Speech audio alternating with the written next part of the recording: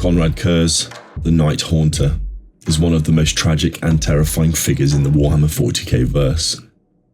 A Primarch of the first founding, he was created by the Emperor of Mankind to lead his Space Marine Legion, the Night Lords, in the Great Crusade.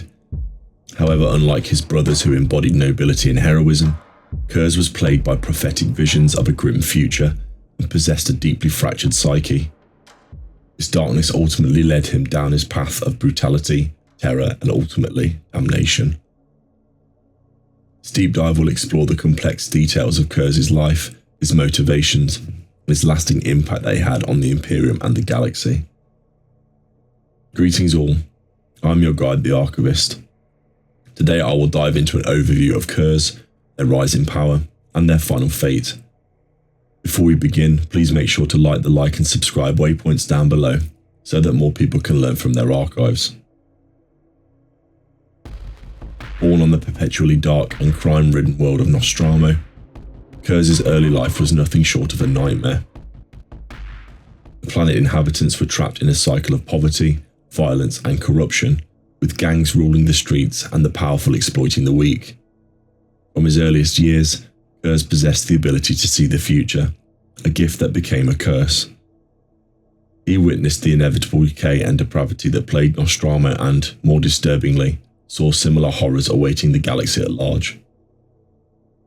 Driven by this prophetic burden, Curze took it upon himself to become a vigilante, a figure of terrifying justice. He emerged from the shadows, dispensing brutal punishment to criminals and wrongdoers. His methods were extreme, often involving torture, mutilation, and public displays of grotesque violence. While he initially brought order to Nostromo, it was an order built on fear and maintained through unspeakable acts. He became known as the Night Haunter, a boogeyman that haunted the nightmares of the guilty. The details of Curze's early life are crucial to understanding his later actions.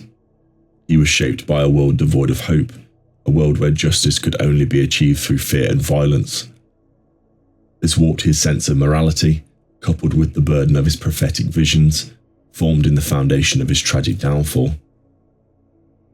When the Emperor arrived on Nostromo, he recognized the Primarch within the Night Haunter. He saw the potential for Curze to bring order and justice to the galaxy, albeit through unconventional means. Curze was given command of the Night Lords Legion, a group of Space Marines recruited from Nostromo's brutal underclass. Initially, Curze and the Night Lords were instrumental in the Great Crusade. They were ruthlessly efficient at crushing rebellions and bringing recalcitrant worlds into compliance. Their tactics, however, were increasingly brutal. They employed fear as a weapon, using torture, executions, and the desecration of enemy symbols to break the will of resistance. While effective, these methods alienated and raised concerns among some Imperial commanders. Despite his successes, Curze remained haunted by his visions of the future. He saw the corruption and hypocrisy within the Imperium, the potential for its downfall, and the coming of a great darkness. He began to question the Emperor's motives and the true nature of the Great Crusade. He voiced his concerns, but his warnings were often dismissed as the ramblings of a disturbed mind. The details of Curze's interactions with the Emperor and his brothers during the Great Crusade are often overlooked, but they are vital to understanding his descent into madness. He craved acceptance and understanding, but he was often met with disapproval and distrust. This rejection, coupled with the horrors he witnessed and the burden of his visions, further fueled his sense of isolation and paranoia. The growing rift between Curze and the Imperium, coupled with his innate distrust of authority, made him vulnerable to the whispers of chaos. While not overtly seduced by any particular chaos god, Curze embraced the ruinous powers principles for anarchy and destruction. He saw the Horus Heresy as a self-fulfilling prophecy, a confirmation of his darkest visions. The Night Lords joined Horus in rebellion, bringing their campaign of terror to loyalist worlds. They reveled in chaos and destruction, indulging in acts of unspeakable cruelty. Curze saw himself as an agent of truth, exposing the hypocrisy and corruption of the Imperium through the brutal reality of war. However, the heresy only served to further erode Curze's sanity. He became increasingly erratic and unpredictable, his actions driven by a nihilistic desire. by a nihilistic desire to tear down everything he had once believed in. The details of the Night Lord atrocities during the heresy are some of the most disturbing in the Warhammer 40k lore, showcasing the depths of depravity Curze and his legion descended into. After the defeat of Horus and the end of the heresy, the Night Lords were scattered and hunted by the Imperium. Curze, his mind completely fractured, retreated to the shadows, continuing his reign of terror on a smaller scale. He offered no resistance to the Imperium's efforts to capture him, seemingly resigned to his fate. Ultimately, Curze allowed himself to be assassinated by Shen, an assassin of the Calidus Temple. He foresaw his own death and even orchestrated the events that led to it. His final words were cryptic, suggesting that he believed he was ultimately right and that his death served a greater purpose.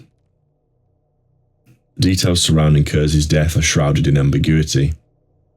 Did he seek justice for his crimes, or did he view his death as a final act of defiance, a way to prove the validity of his nihilistic worldview? Whatever his true motivations, his death marked the end of the Night Haunter, but not the end of his legacy. The Night Haunter's legacy continues to haunt the Imperium in the 41st millennium. The Night Lords, though scattered and fragmented, remain a force of terror in the galaxy.